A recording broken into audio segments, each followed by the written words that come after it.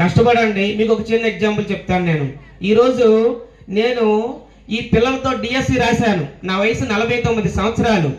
Model school principal state post, state లో 12వ rank వచ్చింది నాకు. స్టేట్ లో పీజీటీ సోషల్ స్టడీస్ స్టేట్ లో 7th ర్యాంక్ వచ్చింది నాకు.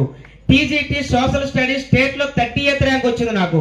సోషల్ స్టడీస్ జిల్లాలో 12వ ర్యాంక్ వచ్చింది నాకు. 4 పోస్టులు వచ్చాయి. నేను డియూ గారి దగ్గరికి వెళ్తే, మేషారు మీరు ఏ పోస్ట్కి వెళ్తారని అడిగితే నేను ఒకటే చెప్పాను, నాకు ఆల్రెడీ పోస్టులు ఉన్నాయి. నేను అన్విల్లింగ్ ఇస్తే నా తర్వాత పోస్ట్ వస్తుంది, వాడి జీవితం బాగుపడుతుందని 4 పోస్టులు కూడా వదిలేసి నేను డియూ ఆఫీస్ నుంచి వచ్చాను. నాకు బాగా అనిపించింది.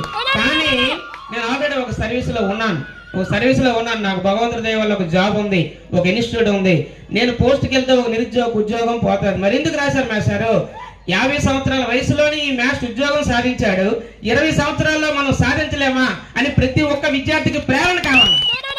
20 సంవత్సరాల వయసులో నువ్వు ఎందుకు సాధించలేవు? 50 సంవత్సరాల వయసులో ఉద్యోగం చేసుకొని, ఇన్స్టిట్యూట్ నడుపుకొని, హాస్టల్ నడుపుకొని, పిల్లలు చదివించుకొని, రాత్రి పగలు ఎగ్జామ్స్ పెట్టుకొని నేనే 4 ఉద్యోగాలు సాధించానంటే 20 సంవత్సరాల వయసులో ఉన్న నువ్వు ఎందుకు ఉద్యోగం సాధించలేవు అని సమాజాన్ని తెలియజేయడానికి మాత్రమే రాశాను.